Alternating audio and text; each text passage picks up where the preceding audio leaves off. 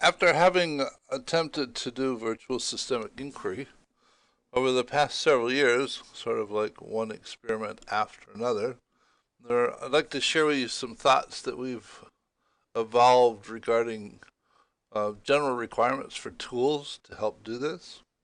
Firstly, I think that there's a core set of requirements, something requirements that sort of pervade all of the particular dimensions, and that because the interaction is virtual, distributed, all the tools that we use, we look for things that are web based as opposed to desktop oriented tools.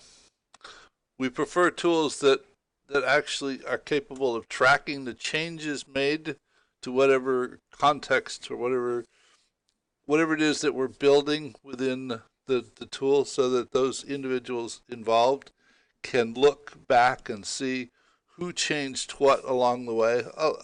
Pretty much the way that Wikipedia or that a wiki tracks things, so that you can see the changes from one stage to another, and you can actually do comparisons of the changes.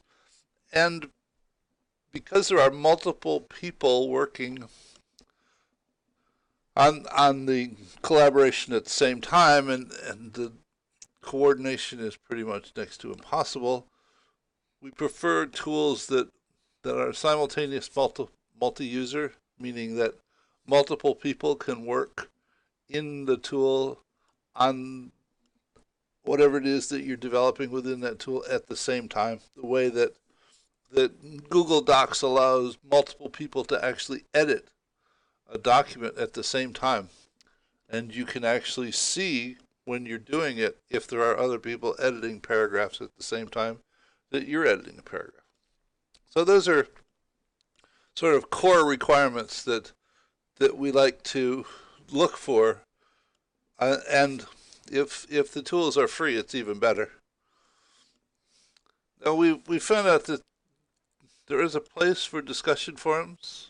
And when I talk about the case studies, I'll talk about the way that we've used them more often than not, sort of leveraging the fact that they are a linear sequence of comments posted, which makes them pretty good, real use for capturing the history of development.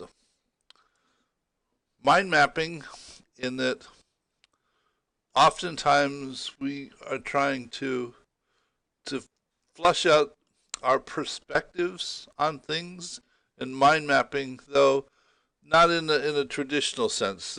We have found that simply by building these one-dimensional spider diagrams isn't quite up to the task. We need something that actually allows for the construction of real network diagrams. A wiki turns out to be very useful to sort of document things, those components that are aspects that require a lengthy textual description of something. A wiki works out well because multiple people can access it and update it on an ongoing basis.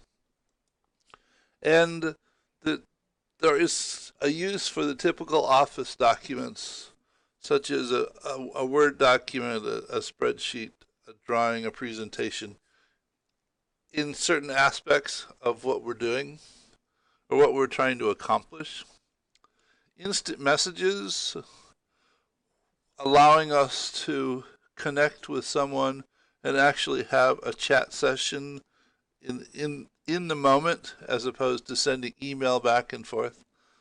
Email has its uses, though we've actually found that it has limited utility in the instances where we have attempted our virtual collaboration experiments.